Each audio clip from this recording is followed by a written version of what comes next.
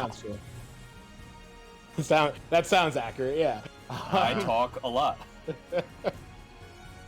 He talks so much he violates discrete math. Anyway, so we got first up is going to be Word versus Rubber Beefman. Thank you to Enders for the sub. And who did you say we had up? We're going to have Word versus Rubber Beefman. Cool. So presumably Ivy versus Hilda. It would seem to me, in my limited Ivy experience, that Hilda kind of destroys Ivy. It seems very difficult because pretty much everything that Ivy would want to do in any kind of decent range that Ivy typically works at can get very heavily punished. But that's really just more of the fact that I think Hilda's an incredibly powerful character, more than anything else. I swear on my name, I will prevail. Oh, looks like the feed is a little bit choppy on mine. I'm gonna restart. Stop that and restart.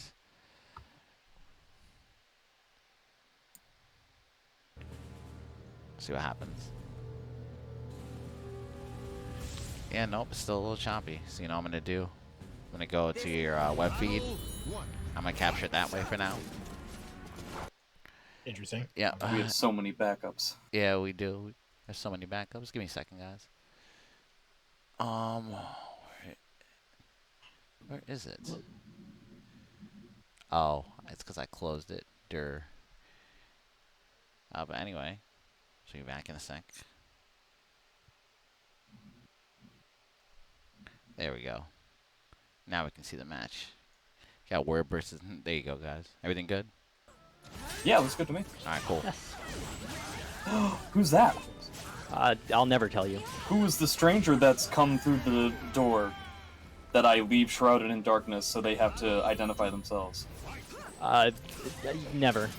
But some rumors say that it is Linkor's name. Some say. That's what I've heard, at least. We can't verify it. There is no such thing as truth. But what we can say is that this is Word versus probably Apple Doom. Is it Rubber Beefman? Yeah, they got the names on the thing. I did not know Rubber Beefman played Hilda. Oh, yeah. Typically known for as an X-player, but I think predominantly he's been playing Hilda as of late. Oh boy, he ended up getting hit by the second into that string. But I was saying before that it really seems like this matchup is pretty tough for Ivy, but of course if you can't break command grabs, you can't break command grabs. Yeah. Any matchup that's tough for Ivy is only tough until you can't break CS. Well, that's a reduction, but it really sucks to not be able to break strong, especially with Word. I find that he's a very heavy command grab based player. I think that he is able to find situations where he can sniff blood in the water and will immediately just go into command grab heaven. He's going into that. Depending on your perspective. Yeah, Word is very active, I guess, with the command grabs. Yes. He's good at them too, and he's good at masking them. But he'll really just he will start a match by throwing out a ton of command grabs. And frankly, I think it's a pretty good way to start because right off the bat, you are giving your opponent a check, and it's also a big check. Yeah. Because if they are not immediately dealing with it, it's going to spell disaster for them. He's immediately putting something on the table his opponent has to respond to, which is a great way to start building, to have a framework for how to build a game plan. Rubber Beefman, I think, has accepted the gambit in strong fashion. He ended up losing that one round due to not breaking a CS. The other two that have happened, one got broken, the other one got ducked. So not only is he able to fantastic with punish there, but that's exactly the kind of thing that I think Hilda brings to the table in a matchup like this that can spell absolute disaster for a long-range defensive style Ivy kind of game plan. But the offensive game plan isn't necessarily working out all that well on top of it. The command grabs are either getting broken or ducked, and Hilda, probably one of the most powerful characters in the game, and a lot of stuff that you can't necessarily wiggle your way out of. Just a lot of very difficult mid-hoary pressure that you constantly have to worry about. Interesting reversal at the very beginning of the round. Something tells me that wasn't intentional. And that mid-hoary stuff is very strong against Ivy, who tends to she will sort of compensate for the fact that she's clearly designed to be mid-long range zoner type. She'll compensate for that sort of weakness, quote unquote, up close with strong invasive options, backstep, Not necessarily like she's not fighting with pokes, but with like evasion stuff mostly. So having a good like long range, recently fast mid horizontal is very very strong against Ivy. Wow, nice great jump. Stuff like that, evasive stuff. Yeah, the jump attacks are fantastic from Ivy. 214B can be a relatively solid tool, not necessarily in this matchup for the stuff that we were talking about before. 44B could potentially, but again, all that stuff deals with non-mids. Exactly. So it's very difficult to do. Yeah, that's like what I'm saying. Like ultimately, like if you do have that good mid horizontal, you can really shut down a lot of what she normally relies on up close. And then also, you know, when you're playing a character like Hilda, where you also have such strong range, like she just can't take her zoning for granted ever. Like she has to zone responsibly, as it were, because if she's just sitting there whiffing, like she's going to get killed for it. That was a clash. Yeah. Wow, that didn't have any hitboxes. So a lot of both rounds have gone exactly the same. Where it really seems like when Rubber Beefman has more than just a sliver of health, he's not entirely sure what to do, and then he decides to Dark Legacy his way out of the situation. It hasn't worked out so far. There's the first SS we've had so far in the set. Yeah, this one looking a lot better for Word. The last one. No one's worried about the meter, wing he's out. There it is. Oh, you really can't jump against this character, huh? Yeah. Oh, it worked from that first round. I think he assumed that he was back in there. I want to know if there's another CS. Yeah, very, very. Yeah, I appreciate the fact that we're going to SS post GI. Just to. Yeah. It's your best okay, never mind then. Oh boy. We're doing weird crouch stuff. Definitely try to get his act together right away. Ending Soul Charge. Ivy has 2 bars. Okay, this is gonna be a chunk of damage. Is he gonna go for pressure? Yes, he is. Alright, but forcing the bar is definitely the way to go for scenario. Lots of block strings, lots of break attacks, and there it is. I think that's a good setup. I mean, he's basically done a command grab post every GI so far, so yeah. It's a little ambitious. It was successful too, yeah. A little ambitious to go for the A+B, I think, but that's an epic. Welcome to the stage of history. It was the right read, which is what matters. Okay, so we went from all ringouts to none. I don't necessarily know if the ringouts really came into play all that much, aside from that one errant ringout that we had. So I would imagine this kind of scenario favors Rubber Beefman more, but I guess I'm wrong, because it seems like the smaller the quarters, Word seems to be doing better.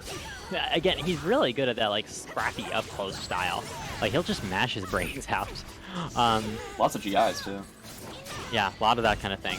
Very active sort of close-range game. Like, it's very hard to get him to block, which is not always a weakness. Alright, weird staggered string pressure.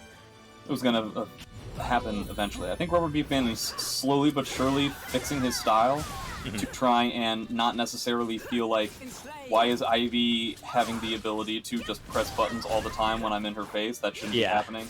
Hilda not exactly the fastest character in the world, but certainly not slow. Oh boy. Yeah. I mean, like, she's got a 2A, so. Yeah. Good enough.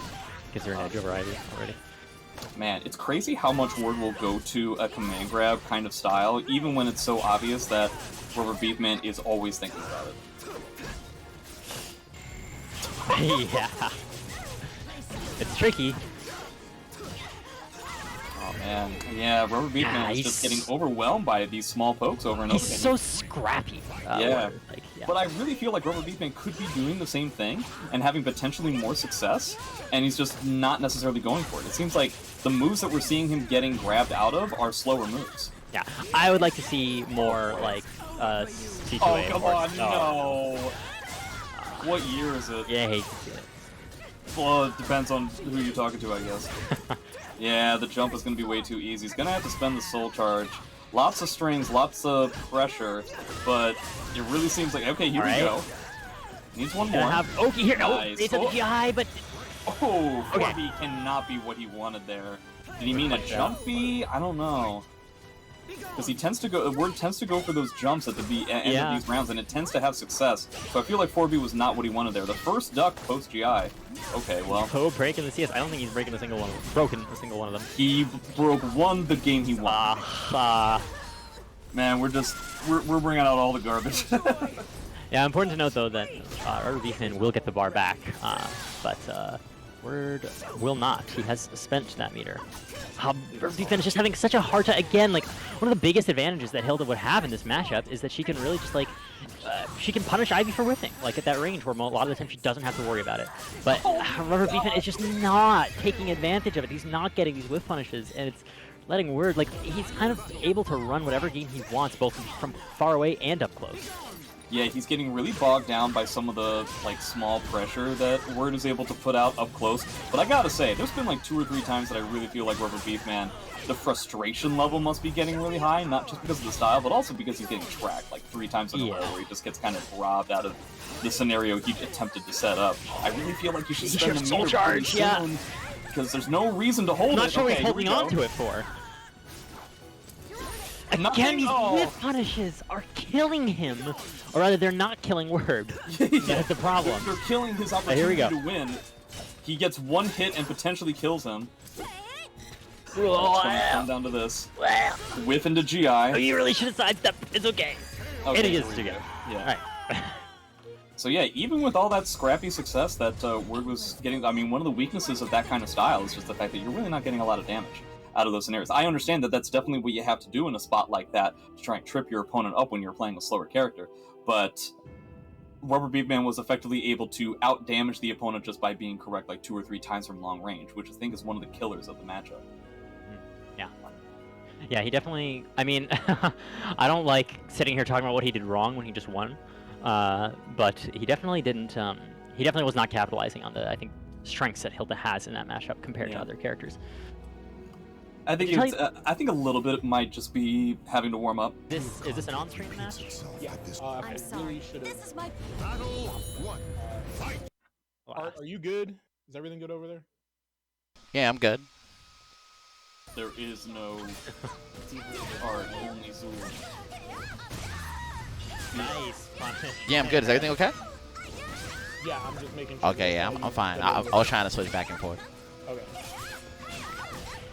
And I think the only international presence we have this time out. I'm always happy to see the internationals decide to come into a tournament like this. Obviously, oh yeah, sorry. Who do we have up again, guys? This is Malice playing Sophie on the left versus Lioneye playing Zhanghua. Thank you.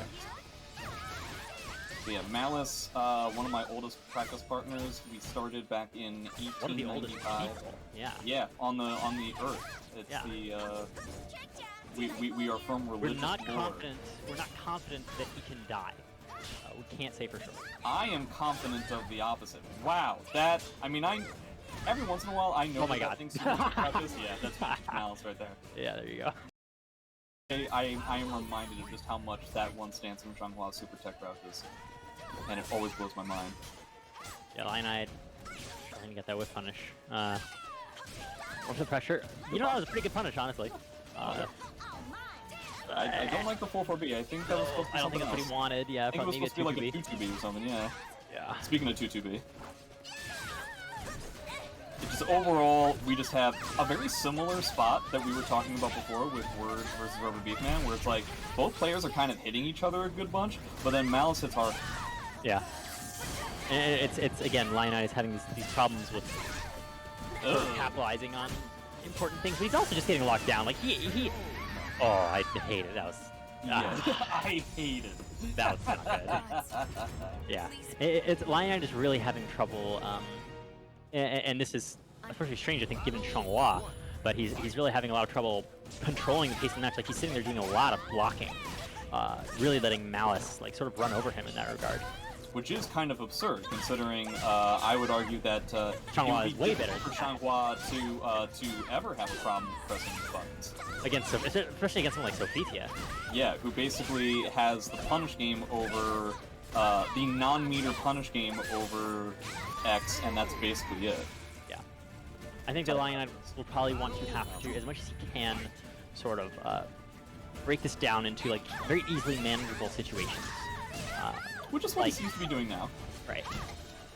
Can't let Malice like go too far, but it's tricky. Like he's got these.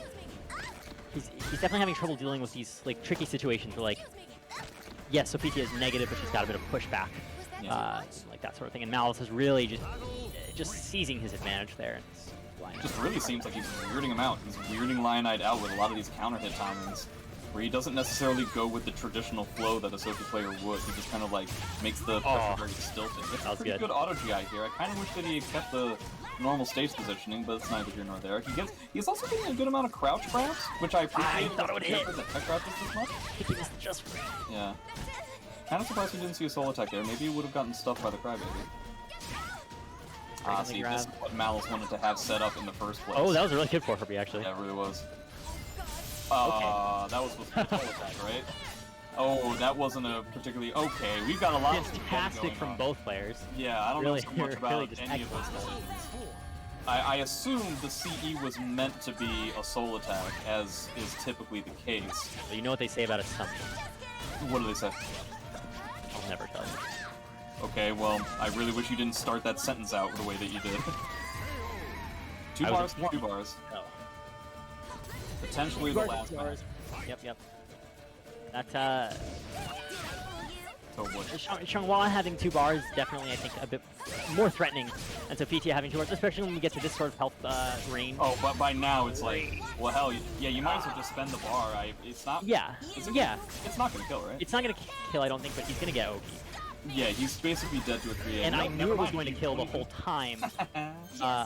Jay, I really wish you'd listen. Link mixing me up even in the commentator's booth. Yeah. I do appreciate the fact that Arturo set up this booth for us. Yeah. Thank you, Arturo. And Ian, of course. The booth that totally exists. Yeah, BOOF. Absolutely. That's how big it is. So do we have to talk about like the whole thing with the stage? Oh, the walls move. Yeah, Okay. that's the So funny that's thing that it? people say, right? I don't know if I agree with the descriptor you used for it. I mean, you know, it's we can all it's a matter of what people find. Yeah, sure. There is time no truth. relative. Okay.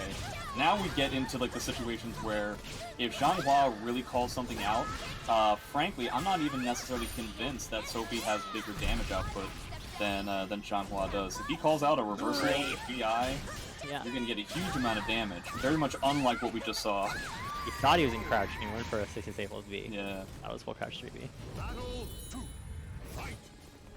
Alright, it really seems like Lionite has taken control of this. I think the weirdness that Malice was able to pull out is really just a one-game kind of thing. He ends up getting a full fray.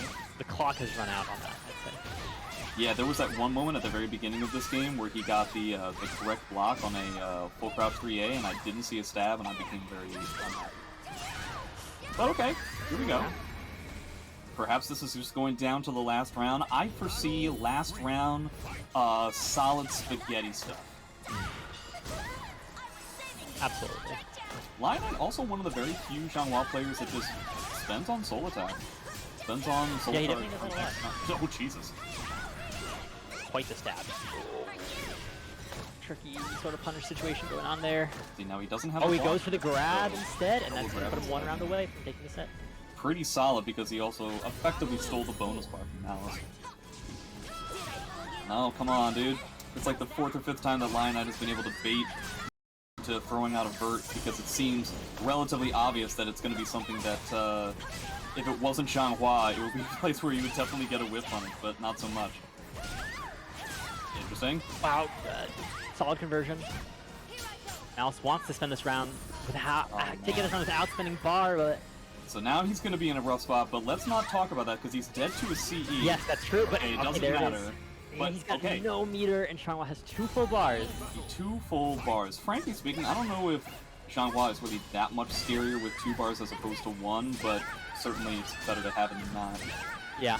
Okay, well, Especially if when you we don't get to block this these 3Ds. sort of health. Yeah, you're And dead. especially when we get to this sort of health. No! Okay, here we go. Great punish, fantastic punish. I don't know, dude. Okay. No, that's not going to be it. No, it's not. Good punish. This is the kind of spaghetti that I And that's foresaw, it. and that's going to be Wait, it. wait. Was he fast enough? Yes. Yes, he was fast enough. Yeah, it's always hard to tell because the block stun on that is very large, and obviously Lionite is dealing with a significantly worse Significant amount of lag, yeah.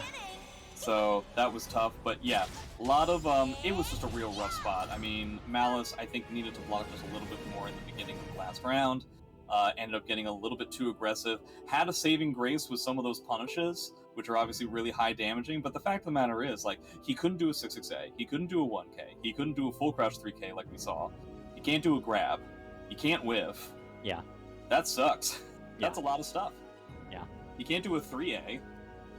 What can you do? 2-2K? Yeah, it's so, like... it's not as oppressive, but it really does kind of remind me of, like, Alpha Patroclus has a CE at the end of the game. Yeah. Which, if you don't know, that CE was I8, so much more egregious. There were some characters who literally did not have a move that he couldn't punish on block. Imagine Xianghua had the ability to combo her CE off of 2A. Not just on block. Some characters did not have a move that was totally safe against APAT. But yeah, similar sort of situation where it's very like, oh, your options just get kind of. You have to be so careful. If you make the tiniest error that normally would be like, oh, whatever, it's not that big of a deal, you lose. So, really have to be hyper aware. All right, guys. We have the Matcherino. All right, guys. Yep, real fast. Pump this Matcherino real quick. We got 100 codes left to use. Well, 93 codes left, so please click the Matcherino link in the chat if you have a chance. Also, click the sponsor quest. They really help the tournament out. Power A, Lucid Sound, G Fuel Energy, Punch Planet, Twitter quests, YouTube quests, Twitch quests, Click quests. There's tons of free ways for you guys to donate, so please click and if you guys are enjoying the tournament.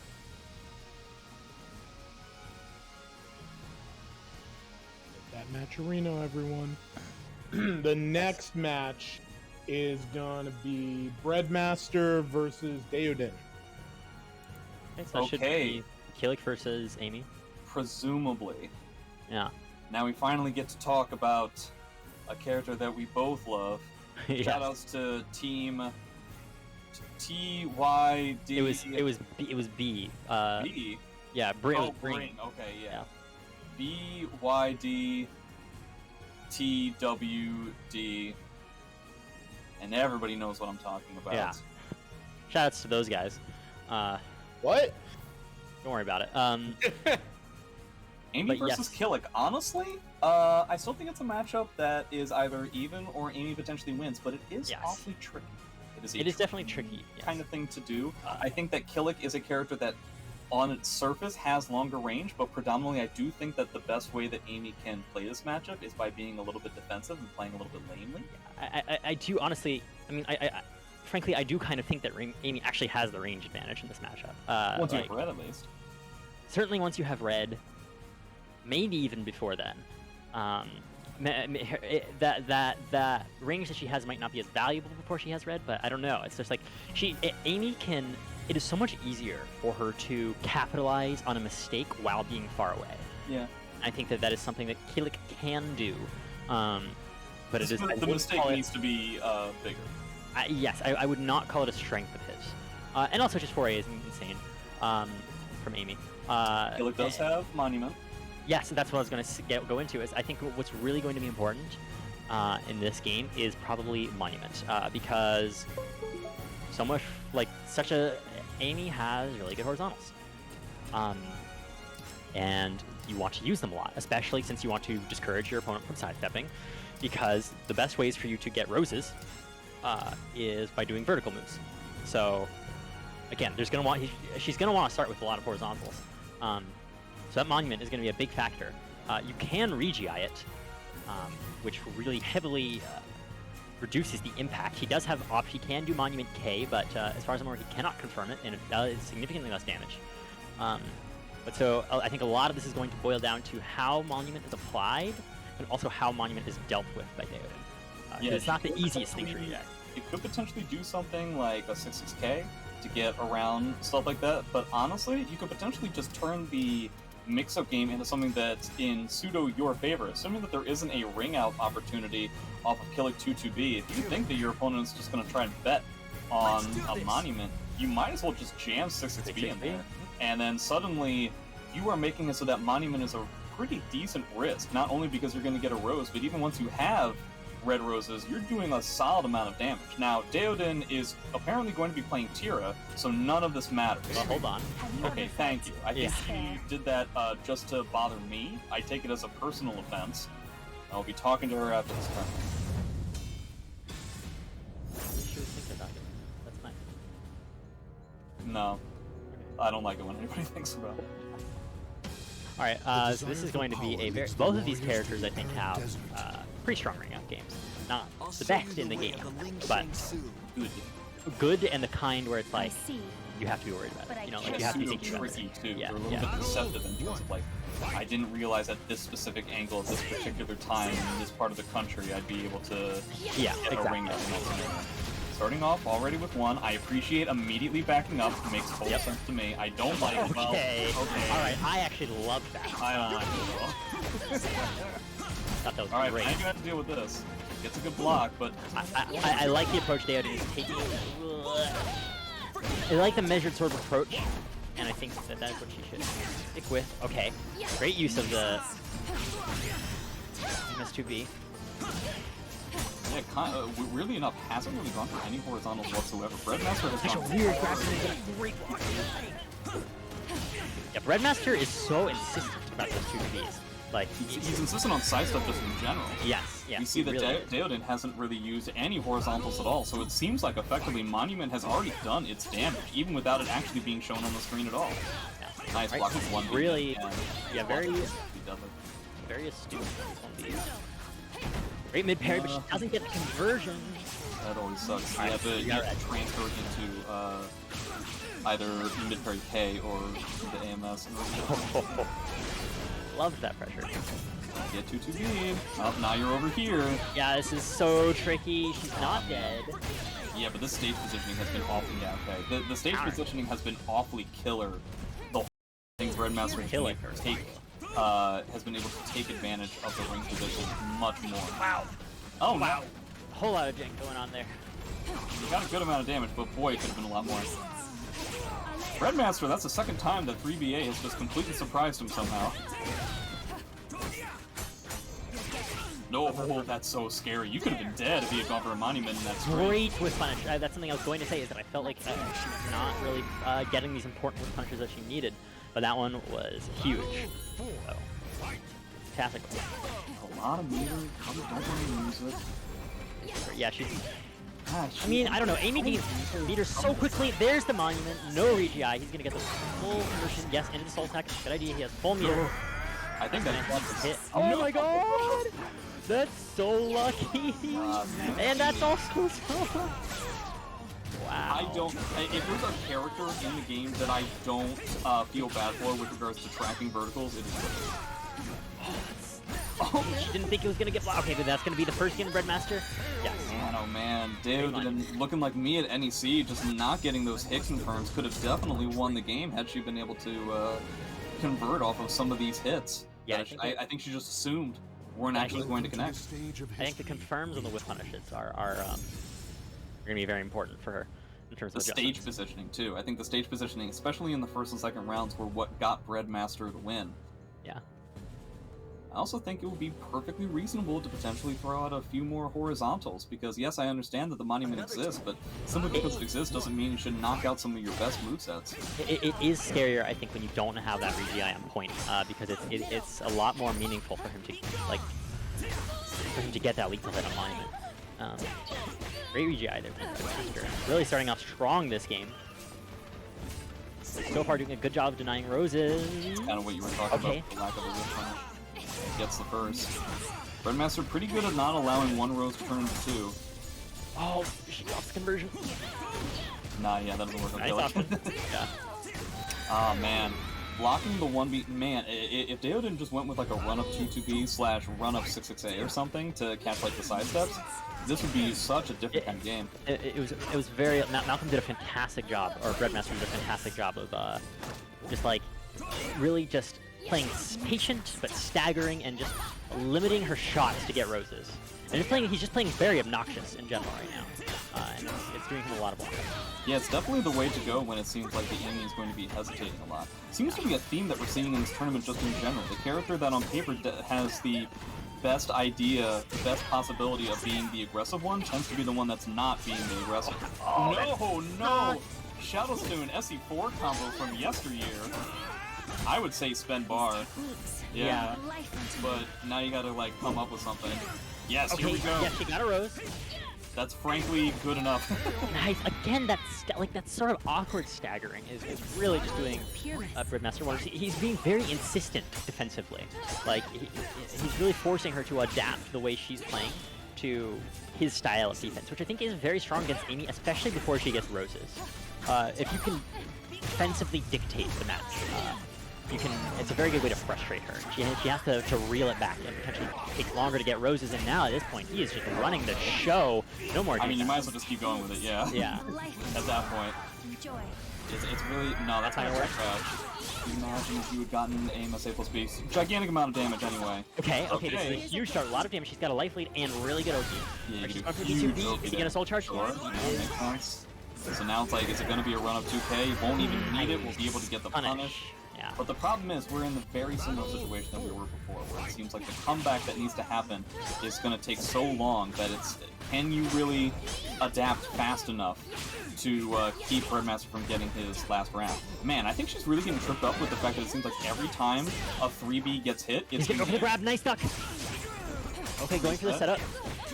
Try to catch an immediate match. I would honestly think about that was another bar. Such a good whiff on it. Yeah. Very on point. I like that she's spending here. Just again, trying to be obnoxious, keep her out. Awkward time. Nice. Okay, I like the idea of that. Oh! Got something. Big whiff. Oh my god. Oh my god, he's not dead. He's not dead. Every time. But it's one hit. Jeez, every time he gets a vert, Breadmaster's always in the air. That's so frustrating. Honestly, short of something like 2-2B, I think that Amy's ability to convert off of the air is not all that great. I appreciate just backing up. Again, playing defensively, I think could be the way to go, especially when you have red. I kind of wish that these were actual punishes. Yeah, she's just missing these whiff punishes, and that's really big, seeing a huge difference here. Malcolm is doing a fantastic job of creating the whiffs and capitalizing on them. Theoden is doing a fantastic job of creating the whiffs, but he's not capitalizing on them. Yeah, I bet she's getting like maybe a B, meanwhile Breadmaster's getting like a 6A plus B. Oh! Not. Okay, gets punished. For a second there I thought it was out, and that's... Oh, this might get mid-parried. Nope. Finishes the string, and that's gonna be Breadmaster 2-0. Good yeah, stuff. I feel like a handful of additional things like tech crouches with 4A, which I know is scary, with the fact that you're dealing with Monument, but especially with how much there was a run-up into a 3B or a run-up into a 1B. That is a very typical thing that Amy's can kind of get lost in, where you see Breadmaster constantly hard going to a commitment of sidestep into 2-2B. And I think in order to beat that, you're going to have to go with something that could potentially be a little bit riskier. Yeah, I think another piece of it was Malcolm did such a good job of like controlling from like sort of far away. And I think that like I don't think that's an area that Amy struggles in. But I definitely did, especially before she got roses. I think feel a bit of impatience that was creating problems for her. So sort of shoring that up and willing to play on the defense with Amy, I think is very strong. I think that she's I think that one of the greatest, Amy's probably greatest strength is that, at least abstractly, is that she is incredibly strong offensively and incredibly strong defensively. There's two sides of the coin, and to really get the full picture, you need both. She's pound for pound the most balanced fighter in the roster. Yeah, something like that. It's very tiny. Yes. But just frame-wise, yeah, I think overwhelmingly does a lot more than like what a character like Killik would be able to pull up. Yeah, exactly. Do we know who we have up next? Yes, indeed. Next up, we're gonna have Legit versus Ulkadan's Wrath. Okay, this is gonna be a wacky match. Yeah. Two wacky players. I think Wacky and zany. Yeah. Wacky and tobacco, really. Legit maybe a little more I think, refined in his wackiness. He's definitely wacky, but he definitely. Welcome to that being said, that really doesn't say a whole lot based on the comparison. Sure, sure. But one thing I am curious to know is what character we're going to see Ulkadan's Wrath play. I would have assumed Huang, but it looks like he is going over Gro. I kind of would want to see Huang. Seems like that's the character. He is somebody who plays a merry-go-round of different characters, and I kind of wish he would stick with one or two. Go ahead, Lee. This is legit on the left, I assume, and Ulkadan's Wrath on the right. Cool. But yeah, I would be very, I think it'd be very cool if he went for Gro here. Maybe there's someone out there who may have demonstrated that Gro is a strong pick against Siegfried. But see, what if he ends up going to a different character? Let's do this. Nope. Then you're screwed, because Gro sucks against every other character in the game. Yeah, it's true, He's only good against Siegfried. But yeah, I like this pick, go figure. I do think that this is maybe not a matchup that is like overwhelmingly favorable for Gro, but I think it is a matchup where you can account for some of Siegfried's strengths while in a way that makes the matchup less obnoxious to deal with. Which is something I really enjoy about it. He doesn't even necessarily do more. Like, Siegfried is typically a kind of character that just bobs and weaves and then eventually does a huge amount of damage, but I would argue that Gro is the kind of character that does, like, comparable damage, so he doesn't even necessarily have that. A big part of it. Coupled with the fact that he doesn't really beat out in the mid-range kind of at all. Like, Gro overwhelms him in that spot, too. Yep. The evasion is obnoxious. The range, a lot of it is the range and the damage coupled with the evasion. The mix, I think the mix from Gro is better too. Yeah. And it's just like the aggression can be very like when Gro is like really getting going. Can't punish Gro 3D on boss. That's like Siegfried just being a slow character. Gro can really make use of it. Gro is good at punishing characters for not having like fast options like an AA or 2A or capitalizing. The best example you have there is the fact that Gro just went for while rising A into stance and it was ended up not getting punished. Not because legit probably wasn't attempting to. It's just very difficult to try and do that.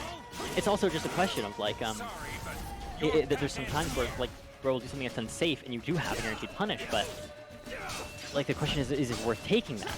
Oh, I hate it to be blocked the second hit of that. Because Siegfried's like small -12 punishment is just not going to be enough to make Gro stop.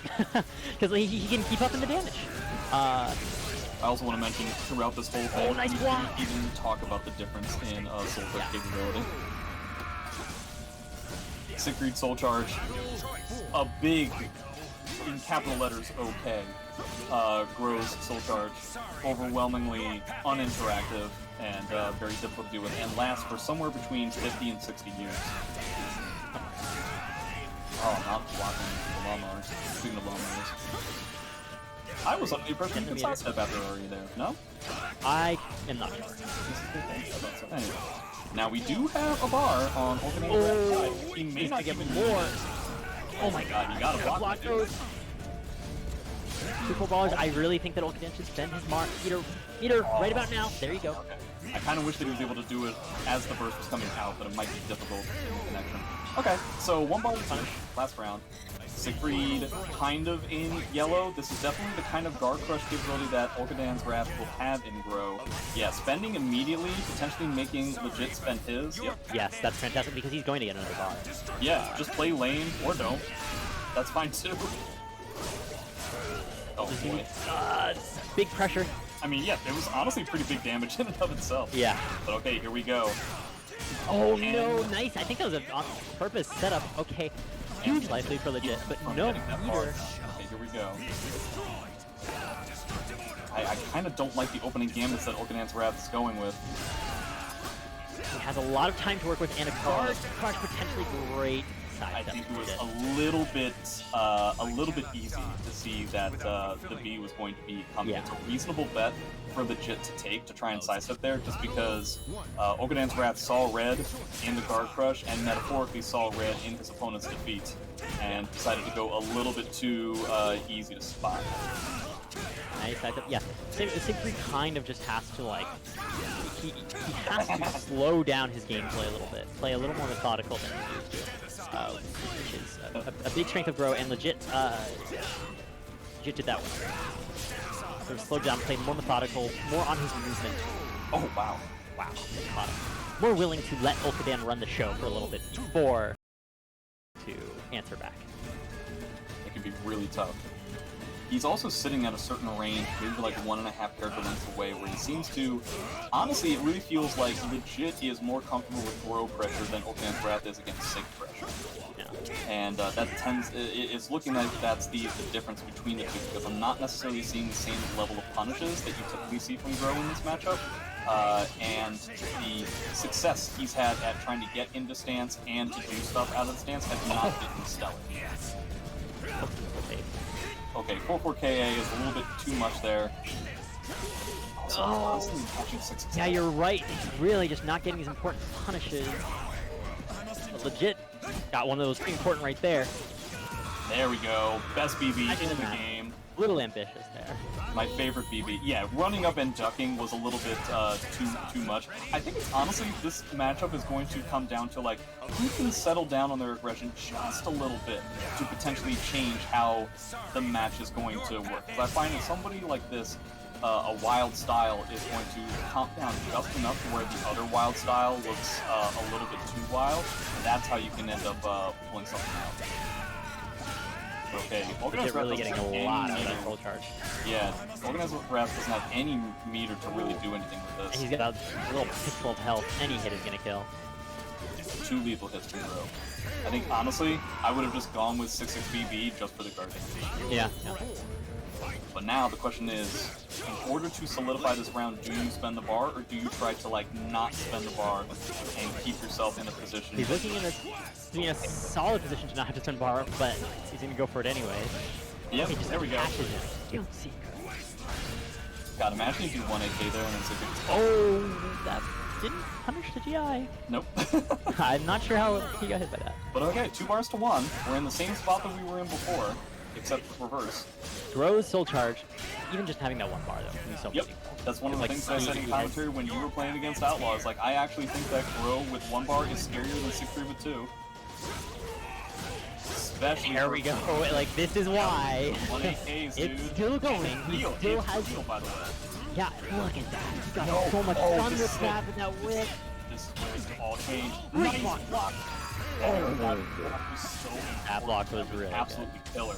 And I think Ulkadan's Wrath has realized, boy howdy, outside of just raw Avenger mix, legit is not blocking love. Yeah. If I'm Ulkadan's Wrath, I'm like, well, why don't I just do 1A? Just, you know, outside of Soul Charge.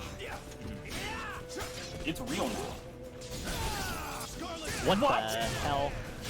But it worked, the but first it didn't, hit. but it did. No, it's the first hit. The first hit. And then the second Right. hit. And as we all know, the first hit of Adventure P plus K leaves you standing and shaking. Yeah. Alright. Well, no, What does that because put the you at, second like, hit. plus 15? Oh, it was the second hit? No, Oh, the what the second hell? hit is the one that knocks down. Very weird stuff happening. I do appreciate Both the fact that decided. Ulkadan's Wrath did do a 1A in the middle there. They But both decided to keep it staged. that is weird. So every time he blocks the K out of that stance from 60, he ends up going with an A plus B. That's an interesting choice. I feel like getting punish would actually be better. Weird Siegfried stance stuff. Proven tough to deal with, but again, more gross soul charges. I have really not liked how Ulkadan's Wrath has started his pressure. He You know what I mean? punishes. No, every single time. That's what his punish is. He goes with A plus B instead of going for like raw punish, which in a way I can kind of see, but I don't think it's worth it for a character that actually gets a pretty decent punish. Yeah. Ooh, Jorge. Getting abstract. Oh my god, that Green hit. B. Nothing. He needs to get these punishes, but he ate it. That worked last time, but not this time. Oh, I think he can kill. Yep. But he gets it. Alright, one more round for legit. Ulkadan is going to get a bar, but it's going to be sort of tricky to apply with the round advantage. Gotta Needs say, to consolidate. I appreciate the fact that Legit was able to finish out that round, which frankly hasn't really done at all. Okay, he actually walks up instead of like trying to like start up his pressure from like long range. Why not just go for more 1AKs? It was working all the time last time. There we go. Oh, that's huge. That's huge. That He's it? out. Yep, Yeah. he's out. No, that's huge. And Ulkadan gets another one. That's huge. He's also got Legit in Yellow Guard Gate. You just have to kind of hope that it doesn't change how Ulkadan's Wrath ends up playing the match. Like, it did that first time.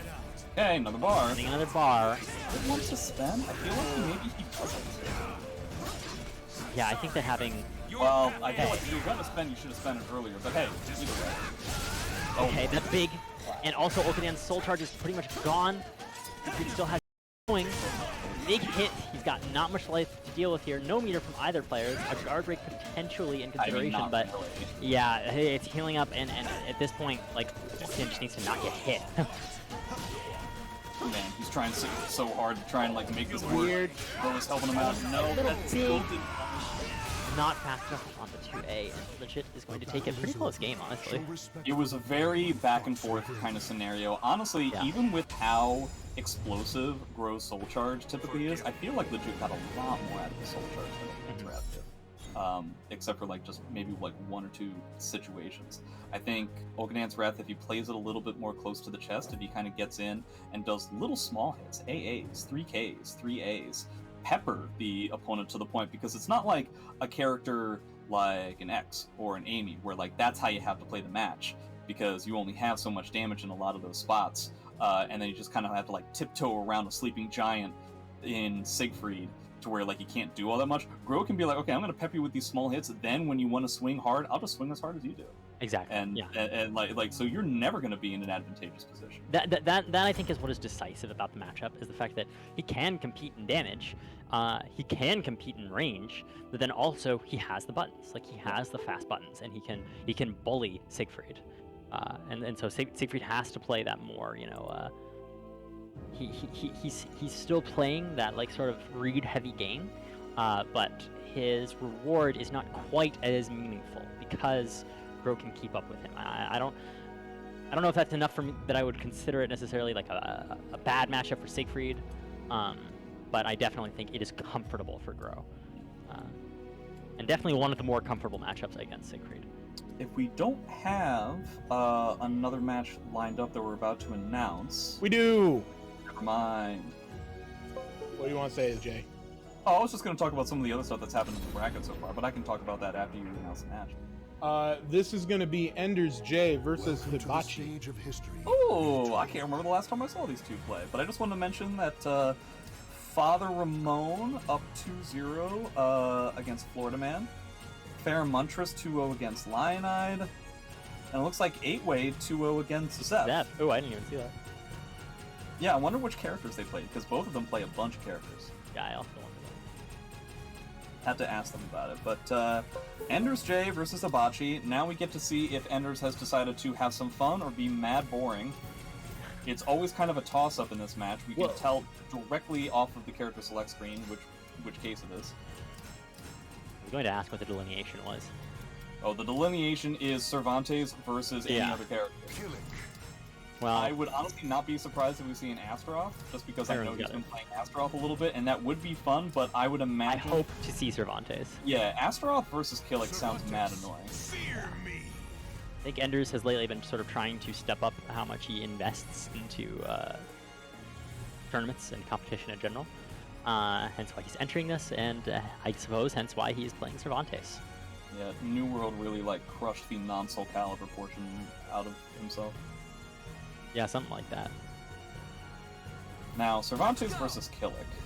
I honestly don't know a lot about this, other than I would imagine player-wise, Hibachi's going to try to do crazy stuff, as is his want, and Enders is going to try and backdash his way out of every situation possible.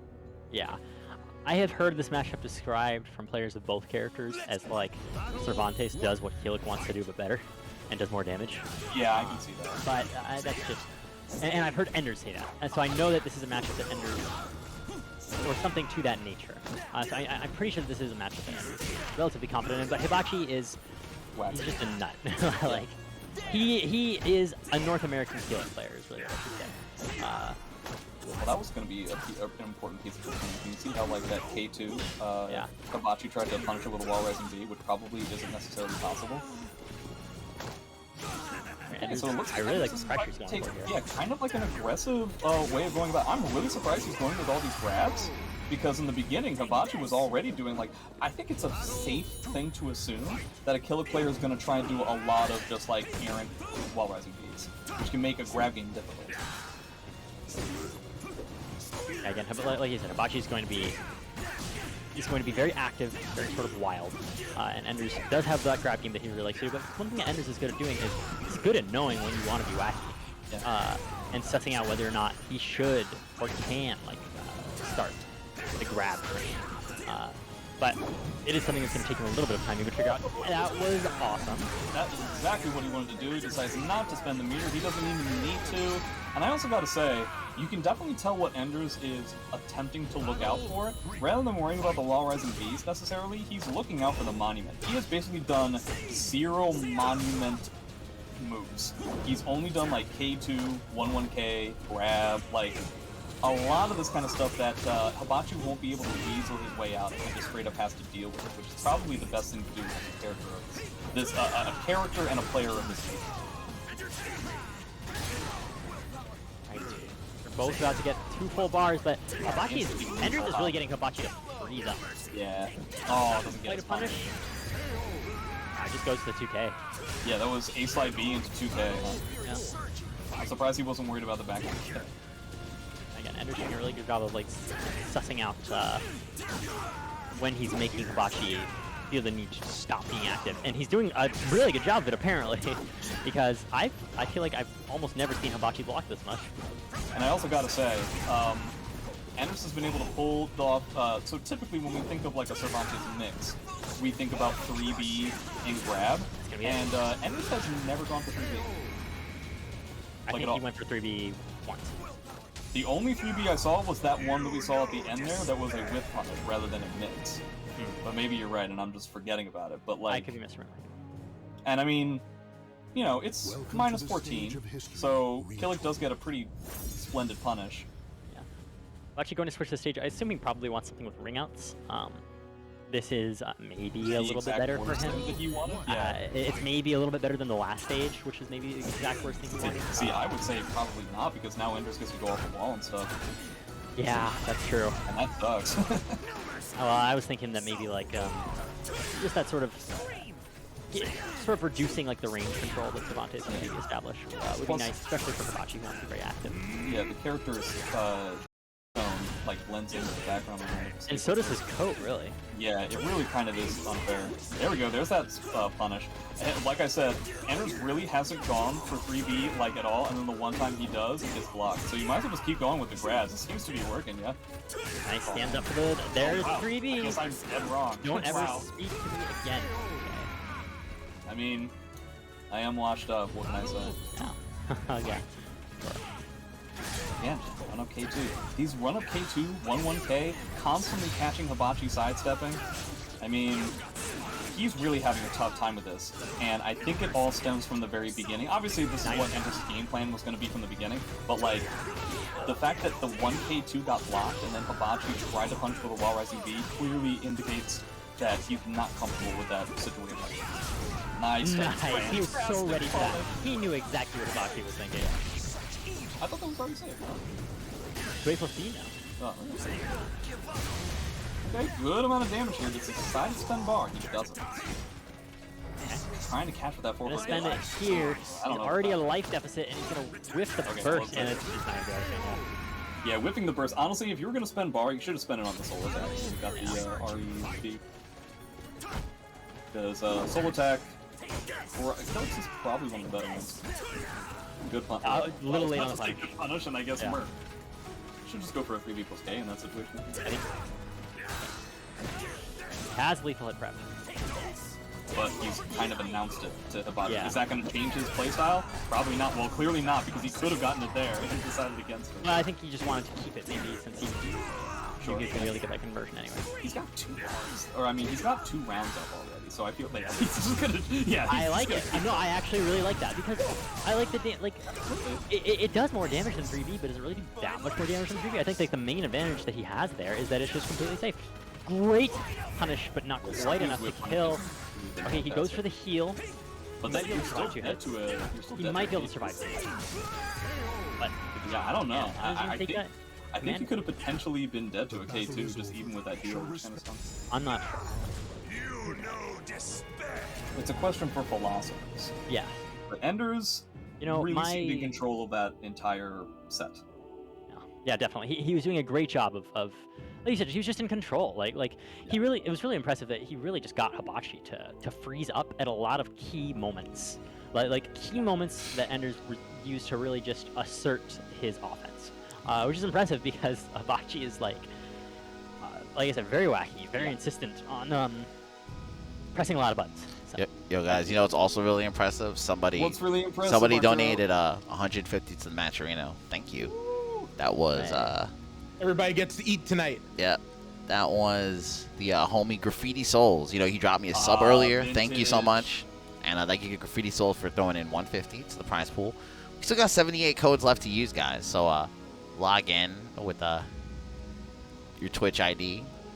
And then click claim code to contribute. And also match these sponsor quests I'm scrolling through on the right-hand side as well.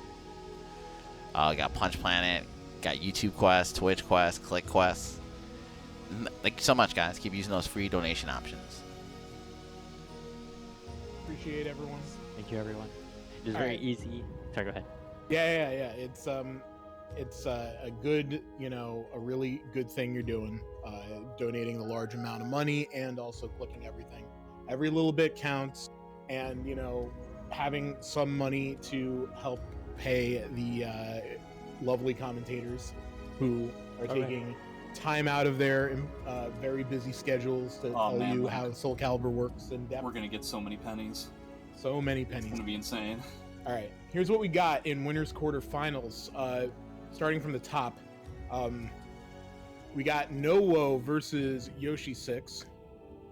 We got 8-Way versus Enders.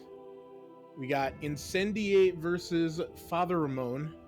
And then we got Ferromuntris versus Legit. What was that, Jay? I was wondering if we've seen Father Ramon and Incendiate play against each other. Probably not. This might be the first time. Well, there's a first time for everything. Yeah. Ferromuntris and Legit, I could have sworn have definitely played before, but I don't remember what the situation was, and it doesn't happen that often. So I'm interested to see what that matchup is like. I feel like Enders typically wins out against 8-Way, and I feel like not 100% of the time. Incendiate typically wins out against Ramon. But Ramon has those stints where he just becomes a player that's been playing this for 80 years and becomes unstoppable. What was the first match again? Noah versus Yoshi. I don't know. I'm gonna bet on Noah Voldo. Voldo, huh? Yep. Yeah, I don't know. I feel like wait, Mitsu, because Yoshi players hate that matchup. Yeah, but I don't know. Why. I feel like I have such trouble determining what character Noah is gonna play. I really do feel like to some extent he kind of just does do like what he feels like. Yeah. So I really couldn't say what he's gonna play. Pretty good at figuring out what character Noah is going to play if it's like a pseudo-serious tournament, because then he'll play Mina, which I get the impression he really doesn't want to, but if there's like a lot of money on the line, he'll feel like, okay, well I better like take it seriously. I think he will play Mitsu because he knows he's going up against Yoshi. I think he will play Voldo because he feels like playing Voldo. I hope that you are right. I hope that you are right. I would rather see Mitsu. Well, one of us will be happy by the end of the day. Actually, well, that's not true because he might pick Mina. If he plays Mina, no one will be happy either in the commentary booth or in the game, in the Twitch chat. I mean, he won't even be happy. Yeah, His exactly. opponent won't be happy. The Lord won't be happy. Yeah. Oh, are they both on the same team? I didn't know that. Are they? Same. BD? What sort of team? Oh, BD. Oh. Seems like, what was that, Brutal Democracy? No, you're talking about our country. Oh, we're getting political. Well, it seems like they picked up a lot of folks, so. But yeah, Noah was saying he does not even know who he's going to play. So, truly, I think he's going to play Mitsu. Like I said, I think he's going to play Voldo. You have another character, Noah? Shut up. He can toy with us all he wants. No, yeah, I'm not buying it. But I don't believe it until the game is started. Yeah, until Yoshi 6 gets in there and picks his character, I'm not convinced on anybody. I'm not convinced until they've like picked the stage and everything. You know? Yeah. Especially because Noah's P1, he could pick a character and then just go back. right? Yeah, Noah going into full boom mode right now. Yeah. That one time where he picked Raphael just for the button check to really throw me off my game. But I'm not buying it because we know you're in Twitch chat. We know you're listening to us. We know you're listening, Noah. Stop listening. We to have us, eyes Noah. and You're ears really everywhere. creepy. Or actually, no, we know that you have eyes and ears everywhere. The booth That's weird. that Link and I are in goes all the way from like the top of New York to the bottom of the Earth, and we know all. To reiterate, see that all. is very small, though. Yeah. Mitsurugi. Let's go. Not necessarily convinced yet. Yeah, I'm not convinced either. Yeah, I'm not saying that you're wrong yet because Yoshi6 hasn't picked his character. Yeah, we'll see.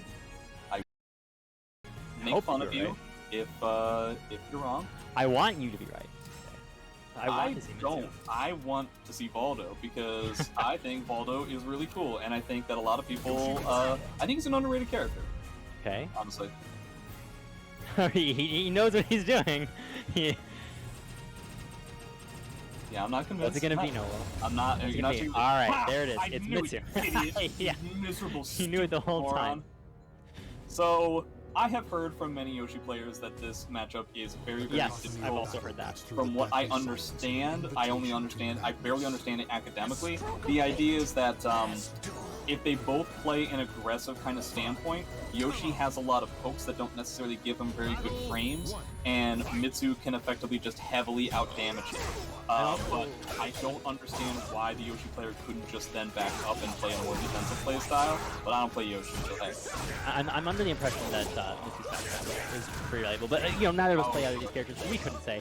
Drops the punish, fortunately. Yeah, that was a very ambitious punish. I kind of wish it had worked. Wow, speaking of a punish, I appreciate, like, situations that like these Yeah, went to the mix-up instead of the punish.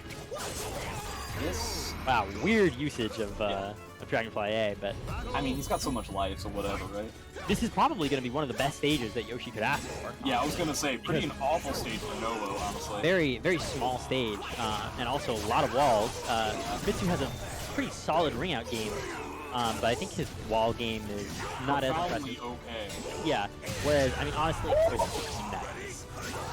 I think that Yoshi is so good at both ring-outs and walls that, like, the stage that he wants, like, whether he prefers ring-outs or walls, is just dependent on whichever is worse for him. So in this case, I would say he wants walls. But more predominantly, small the reason why the stage sucks is because It's he very- doesn't have any room. Yeah. But that being said, he's not really playing of a style that seems to be utilizing the backdash. That might change depending on the stage. But Yeah, playing pretty aggressive. That Aaron's Yeah. rising A's in contact. Okay, okay.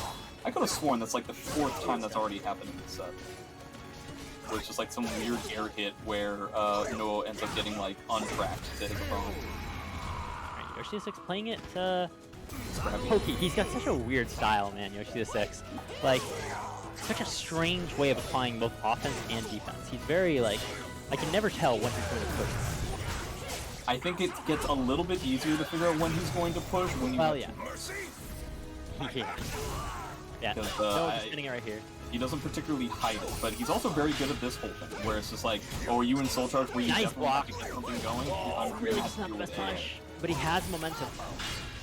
Okay, Oh that's man, not how the did best he roll? decision. Oh, okay. Yeah, but again, an air hit ends up converting it somewhat. Wow, max to minus 10? Not gonna send the he's bar. greedy. He's a greedy guy. He could have killed with CE. Are you gonna be worried about this, Noah? Oh, but that's gonna be the first game for Yoshi 6. You were too greedy, my dude. You should have spent it. You would have had to do with 1 bar to 0, but I think that's better than just losing out. Yeah, immediately Definitely random stage. I appreciate this idea. This means that he is locked into Valdo, or he's locked into Mitsu. You can tell I wanted Valdo. Yeah.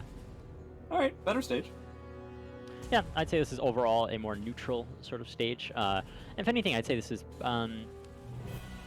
nice for Mitsu because he has no struggle in ringing out over half walls. And it's not that it's a problem for Yoshi, but there are times when he would normally get a ring out, but does not because of a half wall. And that is, I think, not applicable to Mitsu. But again, like you were saying, like probably one of the things that benefits Mitsu in a matchup like this is the backdash. He's really not utilizing it, playing a very aggressive style. Potentially, what you want to do is try and hang back. These, a lot of these situations are six just doing like this micro. And here we go. Okay, he's dead to one mix. Blocks the mix. Oh, but Run-up just, AA. yeah, let's see. Yoshi 6 has been getting a lot of hay out of run-up AA. Yeah. My name's Jay. Okay, there we go. Yeah, lots of lows. He hasn't been ducking them. Outside of Soul Charge. Nice sidestep. Good amount of damage. Yep. Backing off. Playing that poke sort of style. Rue being obnoxious. He can't get anything super big out of that because he doesn't have a meter, but he goes for a mix-up. Yep, turn around. Grabs him out of the net. Yeah, there's not plus on hit. No, that thing, that Oki sucks. Yeah. It's not even Oki, it's a restand with minus. Yeah. I appreciate the 1A attempt to try because these 1As have not been block punished. I'm not sure if Yoshi can do it at all ranges. And Yoshi's really been using Yoshi 6 has really been using a lot of these Yeah? catch with punish. Yoshi's been using a lot of these AAs, and the 1A is really good for getting under that. This is gonna be big. It was a good spot to spin the meter. Don't go over there. I don't know about going over there. He has some meter. Okay. I like that. I like it a lot. That's another thing about this matchup is that trying to punish 1KB on hit is probably pretty obnoxious for Yoshi. So. Yeah, I feel like Noah has ever so slightly changed up the spacing that he's working at, and it's been working out beautifully so far. He's doing this sort of like what Party Wolf once described to me as passive offense, where he's getting in there and he's pressuring him, he's making him feel uncomfortable, but he's not really doing a whole lot. He's not committing to it. Yeah, like he's really not committing too much. Oh no. Oh, that's unfortunate. Yeah, that's there. Yeah, I think that's. Oh, that's I like that punish. the stand kick into AA, shades of his Mina. Oh wow, that's gonna be... conversion. Yeah, he gets the mix, but good block from Yoshi 6.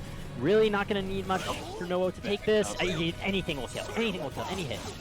Just Don't get too greedy because you got Yoshi with 2 bars. Oh, but not the greatest combo. But this is dead. Yes, he is. wow. That was the most jerry-rigged comeback I've ever seen. Like just assembled from like duct tape and glue. Yeah.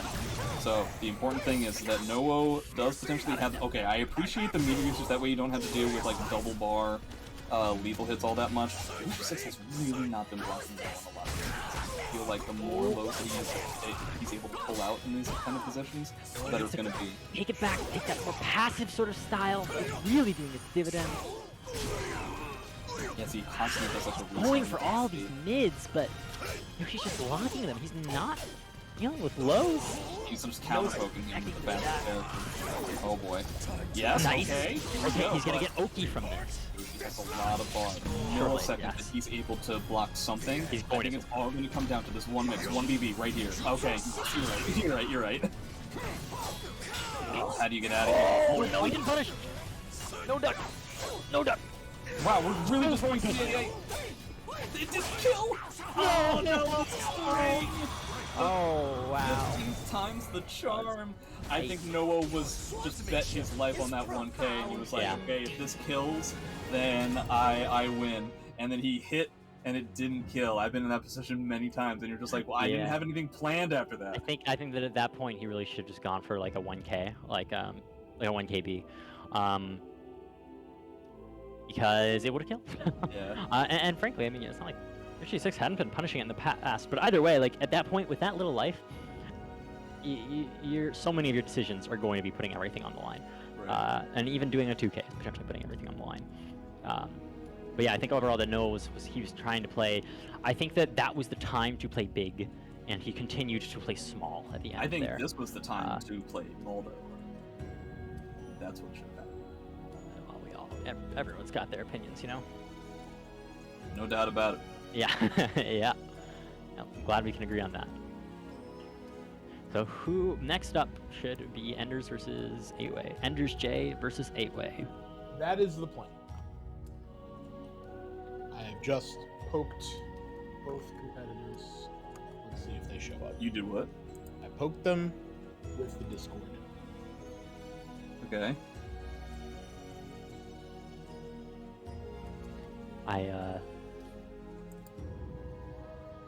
Not sure what that entails. You what happened? Oh. While we wait for them, Art, you want to tell them about the Matcherino? I hear there's been some developments. Oh yeah, just give me a second. Let's check it out, guys. Really quick. Oh, very nice. Exclamation point Matrino in the chat. We're getting close to $200. Love to see it. We still have 71 codes left to use, guys. We almost got 200 people here. Yeah, I'll blow you up with the link. Oh, link orders already. Thank you for blowing up the link. Anyway, yeah, 71 codes left to use. You know, trying to hook up the players, next level, commentators, pay for the cloud server. So we can always use your help to keep this going. Click the sponsor quest too. Got tons of sponsor quests for you guys to click. They donate multiple dollars to the prize pool. Power A, Lucid Sound, G Fuel Energy, Punch Planet, Twitter Quest. Make sure you right-click the dots for all that extra sponsor money too. We got YouTube quests, as well as Twitch quests, even Click quests. You can just visit websites, donate 15 cents for free. I like that. And Discord quests as well. So, yeah, guys, use them up. Let's make this pot fat for everybody. You know, just give what you can, or if not, you know, just click those free links. All right, we're just waiting on 8-way. Meantime, how is everyone doing? Yeah. Got a lot of people out there in chat. Ian, did I tell you that I started my new job this week? Nice. How is it? It's kind of weird. So, we haven't talked in a little while, but like, my starting day was Monday, and you know, it's new department, don't know these people, they don't know me, so I'm very, very nervous. I also had like a slightly altered shift into earlier on in the morning, which meant that I woke up really, like I had to be in at 9, but I woke up at like 5, and I was just like sweating it and very, very nervous, and I got all my stuff, I got upstairs, I'm practically shaking. I log on, and the very first thing I see is an email from my new supervisor saying, "Hey, take the day off." Fear me. And I was like, "Well, Emotional that whiplash. was 4 hours of emotion I can't get back." Look what it got you. Well, that's anxiety in a nutshell, right? It's time. All right, decides not to go with any of his Side question mark characters. auxiliary One thing I will say before we start the match is that it is nowadays it really is very easy to claim the Maturino codes. Like literally all you have to do is click on the link and then click a button that says that was claim very code. smart. That was very smart that they didn't force you to copy and paste, because sometimes you wouldn't necessarily have the code memorized. People would have to put Nightbot notifications in there. Yeah. I thought it was very smart to just be like, "Boop." All you have to do is log in and press the button. Yep, very easy. So consider donating if you want to support the players. And kudos to Maturino for improving the interface. It's honestly not something that you see very often in fighting game interfaces, where they actually make it better. They typically make it 10 times worse. Yeah. Okay, so we're getting into this match. 8-way versus Enders. We've in the past seen this matchup a lot, but I feel like it has been sort of a long time. Yeah. Alright, I just went for the wall, set up, killing his sidestep. One thing I think is interesting to note is that I know that since NEC, 8-way has been trying to prepare a Cervantes. So Yes, I have seen that. maybe that'll give him some sort of edge in this matchup. Great. Or weakness, honestly. Yes, it is also like possible. shortcomings that he's grown used to with Cervantes, and it turns out that Enders has kind of hammered out those weaknesses to the point where it doesn't do the same thing. Wow, Shades of Woes with Ducker over here, Enders J, getting a huge amount of damage on that IGDR that then goes into the second round. 8-way does get to start the next round in Gloomy, but with 3 changes, we're almost undoubtedly not seeing Codas today. Yeah, he's going to have to mount a comeback, and it's going to be difficult, especially because of the way this round is going right now. Completely He should at least send his meter. Yeah, he wants to spend it on soul attacks, though. See, like, now he's kind of desperate, so he does have to use it. I do agree with it, it just sucks. Alright, kills the sidestep. Yeah, you're right, he doesn't want to spend this whole soul charge in Gloomy, but that's exactly what Enders wants him to do. And he's done it successfully, but... So he's Alright.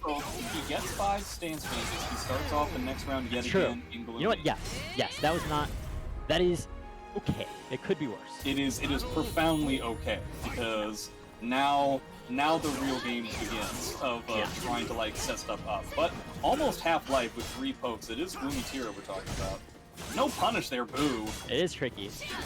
I'd have tried. Yeah, 8-way looking more commanding at the start of this round. question is, will he be able to keep it up? Yeah, it's relatively easier to be Really on good top move in here. Get to punish. hindering gloom.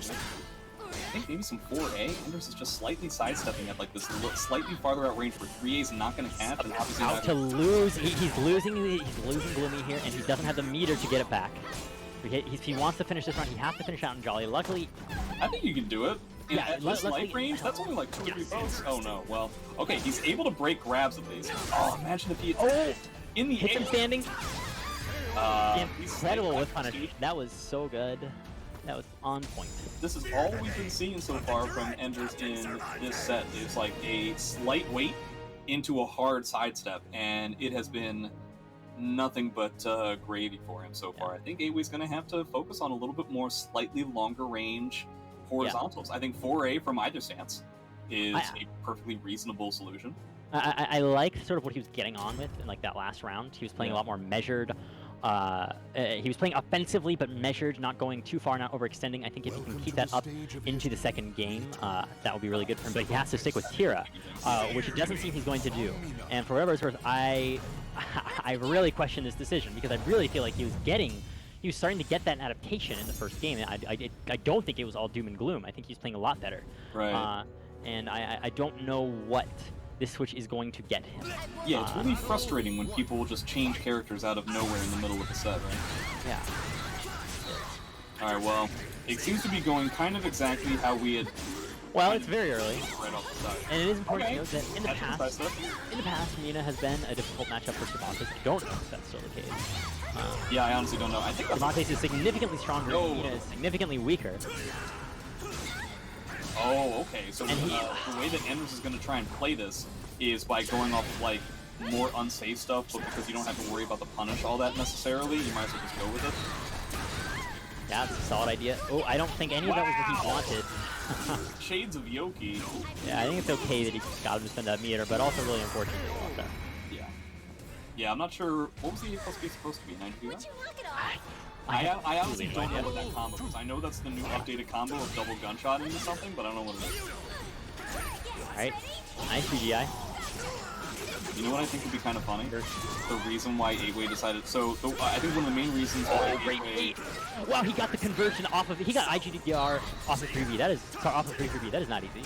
Yeah, that was pretty good. Yeah. It's getting a huge amount of damage off of, like, these, Once like, again, counter hits. very commanding. Yeah. It's really just the timing. I think that Ender's counter hit timing on 8-Way has been paying dividends so far.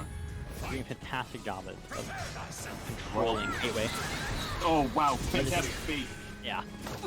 Mina does have that explosive factor where it doesn't necessarily matter how much she's controlling it if she can get something big, but a lot of that came down to the crazy damage and guard damage and ring outs that she had, and almost all of those are not as strong as they used to be. They're not weak, but they're not as strong as they used to be. Yeah.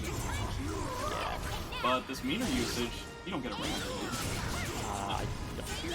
But he does get good positioning, and not gonna matter. Tech trap. Drops the combo though. A little bit of spaghetti going on in the end here. Okay, I'm just going with this patented grab. Yep. He's so good at placing those. It's very obnoxious, especially like at the end of the round there when if 8-Way had ducked that, it would have killed him. Yeah, basically at that point anything kills. And yeah, this is the thing is that I wonder if Enders feels much more comfortable going with like the freebies and stuff, simply because the punish from Mina is probably going to be much less scary than it would have been from Kira. Yeah, definitely. Going towards the wall, trying to get away from this disadvantageous positioning. From behind. Yeah, he wants the wall pressure. Yeah, Good punish. Good punish. Not much. No, it was fun. Okay. I too shall vanquish the evils of the age. That's just makes Yeah, sense. he's just gonna get to the wall. Like the airworthy. Okay, well done. Yeah. Very good. I honestly have no idea how I'm supposed to do with that. No, I'm not 100% sure either. I thought that It's easier when it's not a break attack. Because Yeah, I thought all I was supposed to do was just like sidestep, and then like that works maybe 45% of the time. Yeah. Ender's in these two matches that we've seen, he's playing really well, especially compared to how we've seen him play in some of these in the past. Where I felt like he's entered and it's just been like not the same as what I think of when I think of Ender's playing well. But I feel filled like with determination. yes, perhaps one could say that. So yeah, Ender's on a pretty good track. That's going to put him in winners semis against I would Yoshimitsu say next. he's had a very solid game plan for both of his opponents, where his Yes. opponents, I was not necessarily convinced, came in with any game plan. I think this is one of the benefits of playing a game that doesn't necessarily have the same large amount of players, is that you effectively can get player profiles for all of your opponents. Hibachi is somebody that Anderson has undoubtedly played before. 8-Way, he's played against a bunch too. So he understands these specific players to a level that you may not necessarily get with a game where it's like every time you go into a tournament, you're playing new people. Yeah. But yeah, So- very good stuff from Enders. Go ahead, Ian.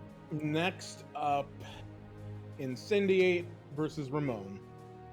Again, completely new matchup. We've never seen this one Never before. seen it. I assume it's going to be an Ivy Mirror.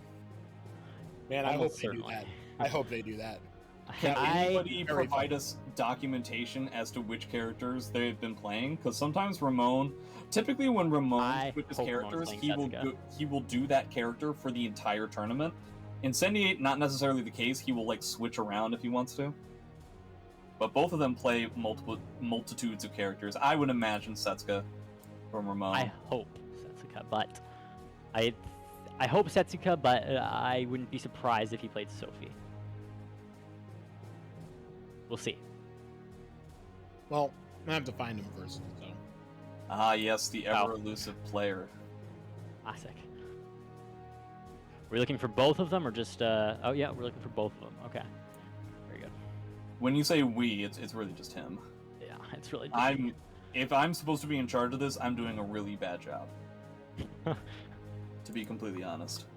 Oh my god, what? You're telling me I was supposed to be running this whole thing the whole time? So Jesus some of Christ. the other stuff I'm seeing in losers: Lionide over Ulkadan's Wrath. Lionide's going to be playing against 8-Way. Florida Man over Rubber Beef Man, so it's going to be Noah versus Florida Man over there. Breadmaster over Malice, who is probably going to be playing the He's going to be playing the loser of this match. Of this match. Okay. Yeah, this one. Loser of Q. And then on top of that, it seems like Hibachi and Zeph are currently playing.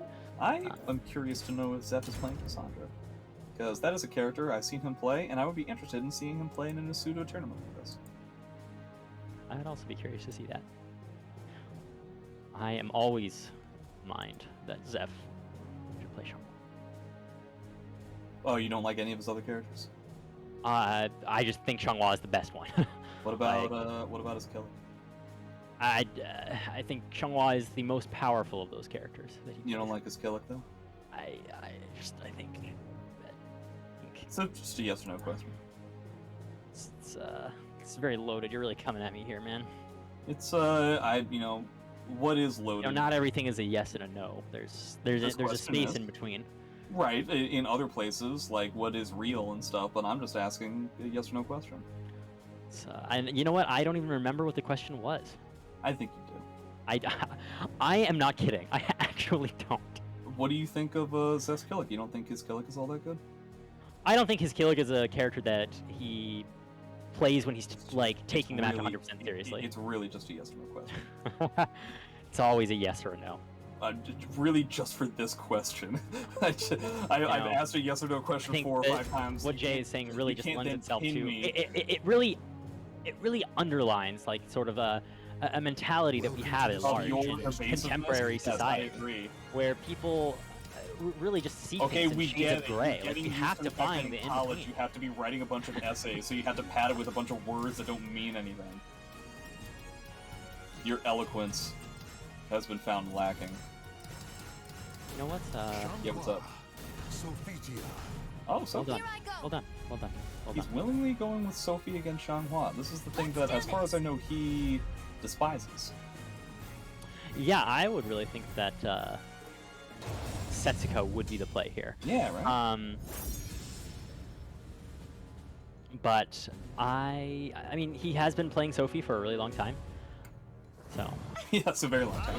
yeah, I mean, Potentially this longer is, than you've been alive. this is his comfort character. Yeah. You can say that for sure. But he's naturally uncomfortable in this matchup specifically, and I understand why. He decided to put Xianghua as the I think first or second best character in the game in his tier list, which I think is hella egregious. But in this matchup specifically, I could understand it because again, short of block punishment, and even then, like meterless block punishment, I really don't know what Sophie does better than Rex. Ramon is I will say one thing, that Ramon is definitely he's good at playing this awkward play style where you're not sure when to press a button, and I think that he is best at doing that with Sophia. And what's interesting about that style that Ramon has is that when I say he makes it so you're not sure when to press a button, he's also very good at like at making you think that yes, you should press a button here, and then completely punishing you for it. Yeah. Which is something that is not as common as people making you unsure when you can press. So That is something that naturally happens with Sophie's style. It's clear that they gave her just enough pushback on a lot of the moves on block to kind of create those situations. Even defensively, though, it's something that I think Ramon is uniquely good at. Like just disrespecting people in the right spots, really. Interesting that Incendiate is going for color 2. Never seen it do. Yes, that is very interesting, the color of these scripts. Yeah. I also think that it's very interesting that these guys run into a handful of these Bees. Oh, that's not good. Tried alright. I don't know what he tried to do, but It didn't work. That's for sure.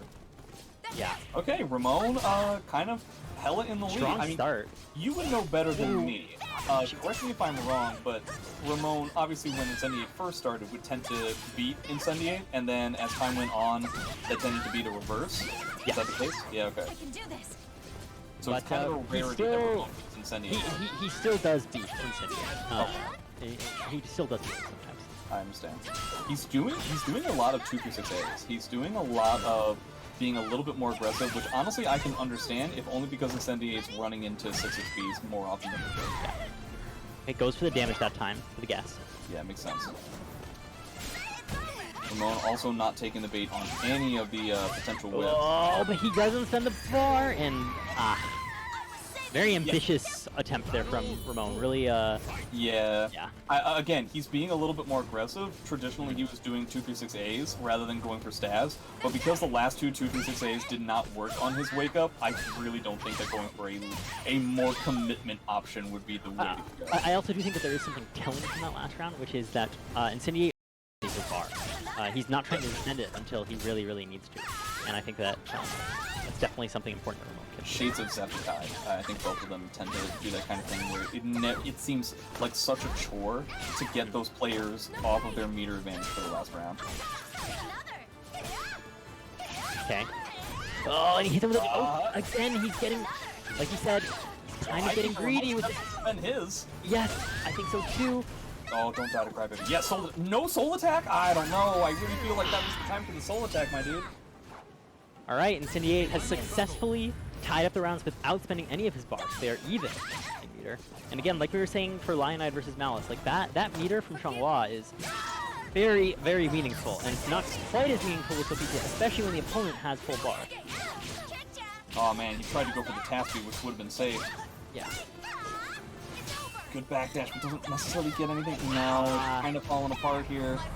There's that one bar. Spending his second bar, I think that's okay. I mean, Yeah, that's honestly, fine. yeah, because it's not like he needs to contend with Changhua having soul charge, because she's probably not going to. Wow, all kinds of weird jank happening Okay, here. so here we go. Here's where the bar decides Okay, to go with the she's soul going to charge. send the soul charge. Interesting choice. Oh, I would have been really defensive. I don't necessarily think that this is the way to go. Now you are dead to a CE. Oh man.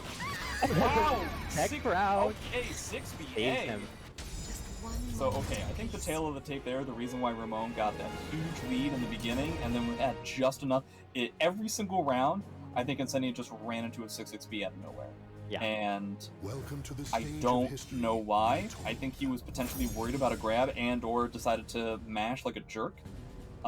If either of those is the case, then I think that if he plays it a little bit more defensively, he'll be A-okay. Frankly, if he just plays it the way that he played in those 2 rounds that he won, he should be fine. It is, Incendiate definitely did start to adapt to it. Playing a bit more conservatively, a bit more measured, but still trying to put the pressure on. But trying to give Ramon less opportunities for that awkward sort of like disrespect. Matter of whether or not he can keep that up, and it's looking really good for Ramon right now. Drops the combo. Yeah, it's tough when your character doesn't look at the opponent. That can really make things very difficult. But yeah, again, that awkward Incendiate style. getting fancy again. Okay, No block. mixes. Okay, and he can back it up. E, yeah. I think Is he that dead? first might kill. I think it does. Doesn't this like not scale like at all? No, he's alive. Yeah, I said it right at the end. Yeah, you know. But takes it back with the Oki. I do have S ranks with both these guys. Yeah. Everyone does that. But yeah, Incendiate did a really good job of like he started that round off in the same pitfalls that he was in the first game, but then quickly sort of adapted back to that style that won him those 2 rounds in the last Yeah, got a lot of success on Matters. this.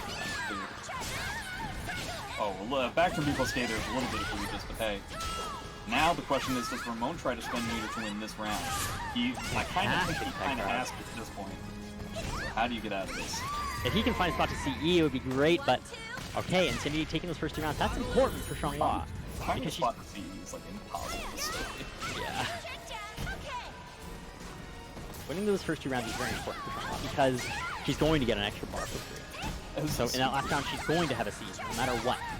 I gotta say, Incendiate's ability to gain meters simply by running at Ramon due to his defensive playstyle has actually netted him, I think, about half a bar already. I haven't noticed that. Oh, come on. Yeah, that was a bit... Well, I don't know, man. It's like...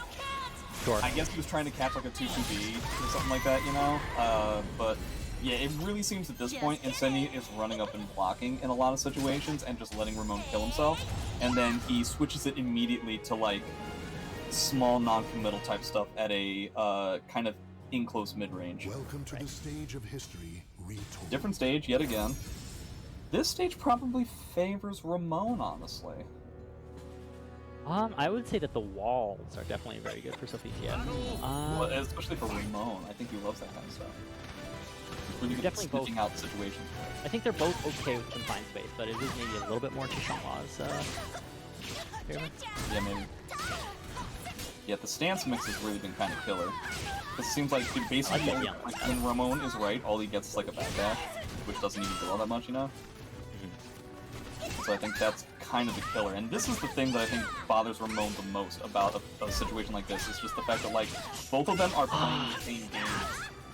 Both of them are playing the same game, and one of them is killing the other one before. Like, it's just the fact that, like, the frames coupled with the damage that Sophie gets is just wholeheartedly outclassed by Xianghua. Yeah. Ramon is really trying to shove these 1Ks down his throat, but it's really like it's just not giving him enough damage. He might be able to make something out of it though, because he definitely has Incendiate responding to it, which is good. Getting these 2p6 now. That has an expiration date, I think. He's weaning Incendiate back onto playing Ramon's game. He's weaning him back onto that awkward sort of play style. That's what he wants. That means you have to play so slowly. Yeah. These next 2 to 3 rounds. It is going to be. Incendiate's gonna have to. Nice Are you going for the back throw? Enough. Going for the Oki, going for another one. He knows that he's scared of the command grab. Of course he's gonna do it again. Okay, and then he goes for the extension finally. Look, that was so worth it. And then he taunted by accident. Taunt with 6-6B. Oh, and then finally Incendiate breaks back. Wow, he dared him to try and break front again. Man, this is vintage Soulcalibur right here. Yeah. This is the oldest of old school. This is conditioning.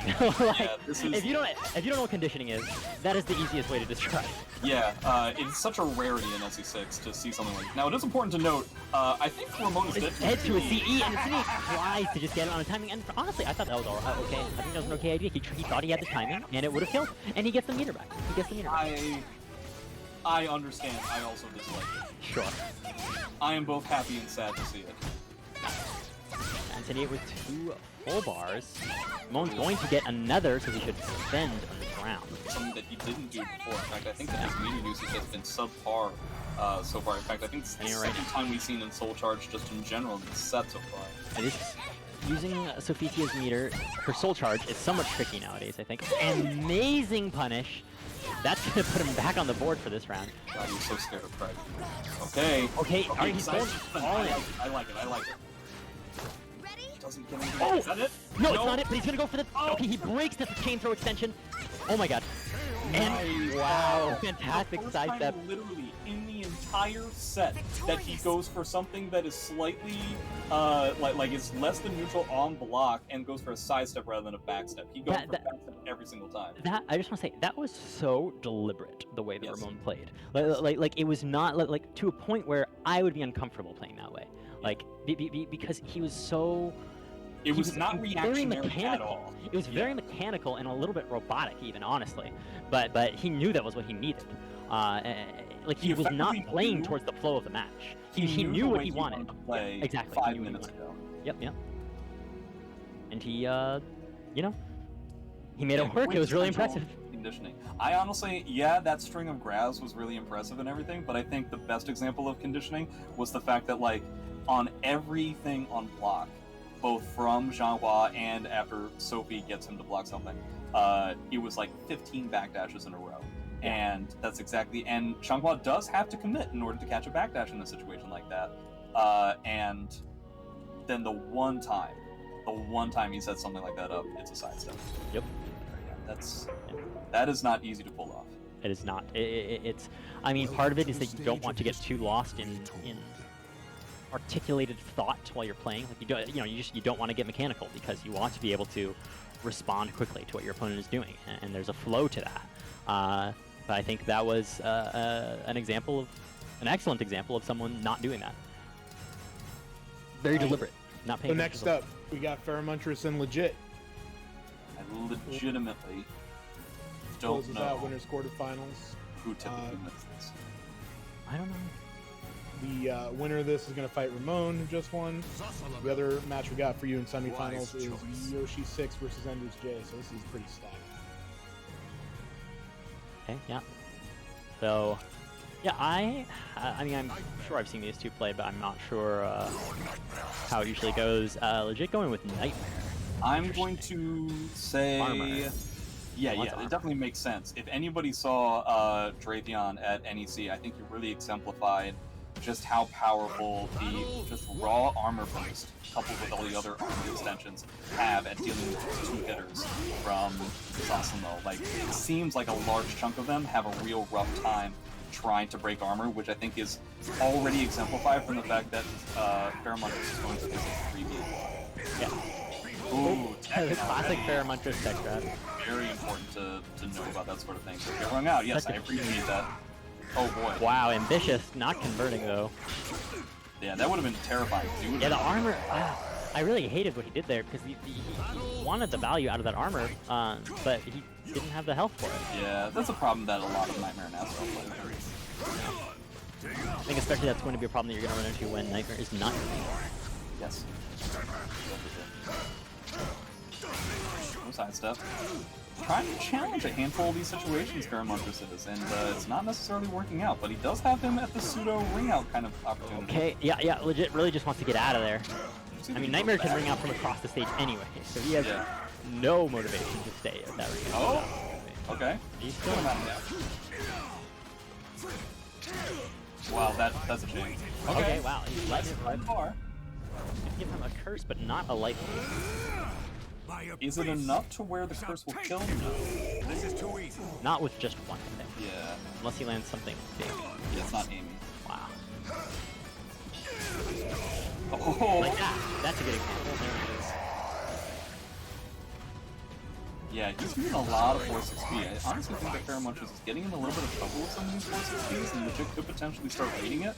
But he only has like one more round to win, so like really who cares, right? You know what else Legit is like virtually never doing? Being in Terror Charge. I feel like this is the first time we've seen him in Terror Charge this set so far. Yeah, that he hasn't really been applying his meter much. And this is no exception to that, unfortunately. It seems like Yeah, he hasn't really getting. Right, he doesn't even have Terror Charge anymore. That sucks. He spent his Terror Charge right as his Soul Charge was ending, so he doesn't even get the bonus Terror Charge. Oh man, 4-6B. I think you need to go to 6. Okay. He is in ring out territory.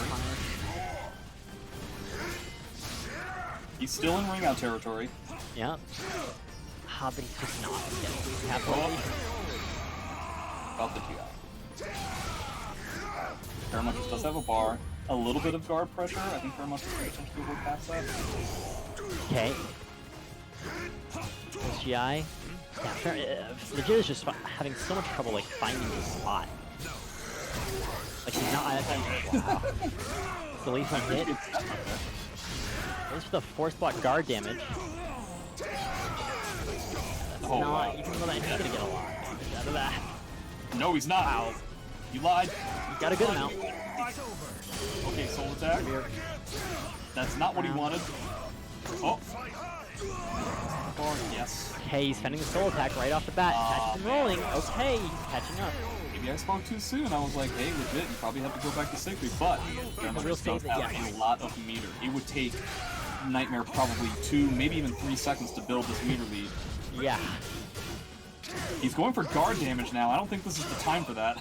Right. Spend bar like immediately, dude. I Okay. don't see why he wouldn't, but it's not. Maybe he doesn't.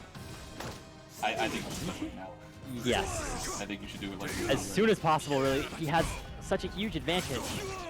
There's really no sense in holding on to it. Okay. It's the last round. Like, there's a relatively good chance he's not. Yep, that's what he's waiting for. That's what he's waiting for. There's He a wanted to relatively wait. good chance that He he's wanted not to- in the second bar, and so I'm glad that I didn't get that full sense out. I'm pretty sure that he wanted to wait to spend his soul charge until a C would also kill. I Yeah, both at the same time. can understand that, but that seems a Yeah. bit greedy, especially with a character that can kill you in one hit. Yeah. That seemed dangerous. Yeah. Okay, if it's... I think it's either you keep the stage or you switch to Siegfried. Yeah. I don't think there's any reason to go to a different stage. Weird to think of Zosimo as not the ring out character, but that's the fact of the world nowadays. He may be going directly against your advice. We'll see. He's taking a moment to think. I don't play either of these characters, so I guess I might be wrong about that, but frankly, I'd be really surprised that you would want to play Nightmare and not have the ring out capability. on the He's stage. playing. Yeah. It's very strange to me because I don't really feel like the ring outs were a deciding factor in that game. Especially when the ring outs could be a deciding factor for you, but also, I mean, like there's an aspect to it where like Nightmare isn't his main, and maybe he's just not ready for those situations. But I feel like what you get from that is that, well, maybe you should, just go to Siegfried. Alright, he decides to go with the stage. I wonder why he wanted this stage. Yeah, it's an interesting choice. It's a fine stage, Yeah, it's relatively neutral. but it leads me to believe that this is just like a stage that he chose simply because he likes playing on it. Because I don't know what the advantage is of Nightmare playing on stage like this. Yeah, oh my god. Okay, maybe that's it. Maybe his voting strategy. Yeah. That's a good amount of meter there. He got almost over half a bar. Nightmare already almost has a full bar. 10 seconds into the match. Good amount of guard damage there. Yeah. Man, Pheromone just running around but getting nothing out of it. Punishes. Oh, Okay, that's gets the punish. That's gonna give him a lot of meter and good damage. Alright, I can look at this meter disparity. That's crazy. Why? Why did you do that? Come on! Why? What was he gonna do? What was he gonna do? What else would he do? I mean, I guess you couldn't backdash it at that point, but it's like, nowadays you can just hard block block. against us, Yeah. which is no real disaster. Like, Oh man. alright, well he's getting to use his meter advantage, try and soak up some of this guard pressure. Wow, even though Yep. sidestepping, he still wasn't able to get around it. And it gets him meter back, not that much damage, but he also got a lot of guard damage. A lot of guard damage he's getting into a conversion. If I'm sure I just want him to spend Nice block. I want him to spend that guard burst. so Yeah, bad. yeah, absolutely. But he's gonna get punished. That's